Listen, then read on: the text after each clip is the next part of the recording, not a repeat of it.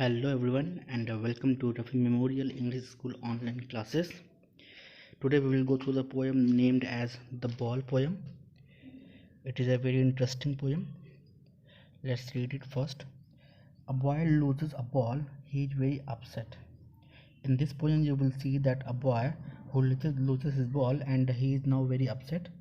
A ball doesn't cost much, nor is it difficult to buy another ball. Why then is the boy so upset?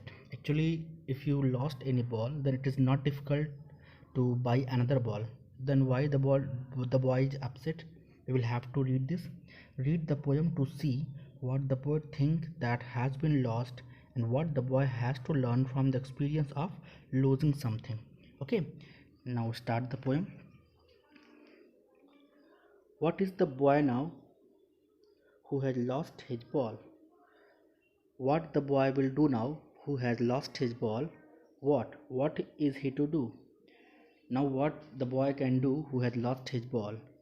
I saw it go. The poet is saying that poet saw it go merrily bouncing. Merrily means happily. Happily bouncing down the street and then merrily over and happily over the street. Okay. The poet saw the ball merrily bouncing down the street and over the street now. There it is in the water and now the ball is in the water. Okay, no use to say, oh, there are another balls. There is no use, there is no benefit to say that the boy has another balls. Okay, an ultimate shaking grief fixes the boy. Ultimate means you can say huge. Grief means sadness. Fixes the boy means captures the boy. An ultimate shaking grief fixes the boy as he stands rigid.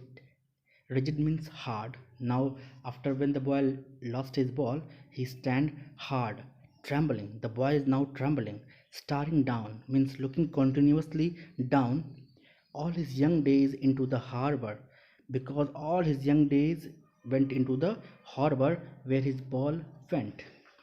The boy is a symbol of his childhood actually. Okay, and when the boy's ball went into the harbor, similarly his young days, his childhood also went into the harbor.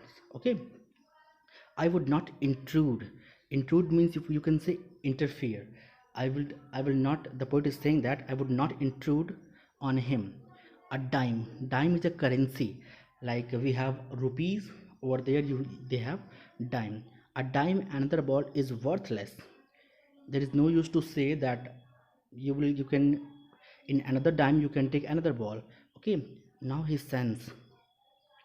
Now for the first time that boy senses, understands the responsibility in a world of possession. Now he understands the in this world everyone have ownership. Possession means you can say ownership.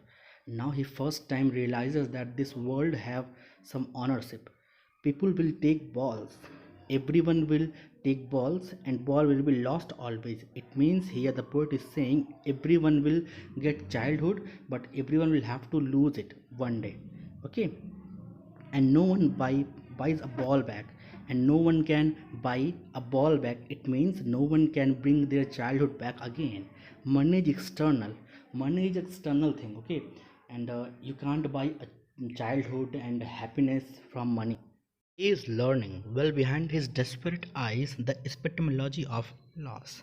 Now the boy is learning in his mind. His desperate eyes means, behind his desperate eyes means, in his mind, the epistemology of loss. Epistemology means knowledge of loss. Now the boy is experiencing the knowledge of loss. How to stand up after that loss, how to stand up. Now the boy is learning. Okay, knowing what every man must one day know. Now the boy is knowing, the boy is experiencing what every man must know one day. Okay, and most know many days, and there are so many people who takes so many days to learn this experience. How to stand up, how to stand up after the loss of your childhood and your good days. Okay, every man have to learn this one day, but there are so many people who learn it in many days, but now the boy is learning it. Okay, that's it. This one is the poem from John Berryman, That's it for today. Have a nice time.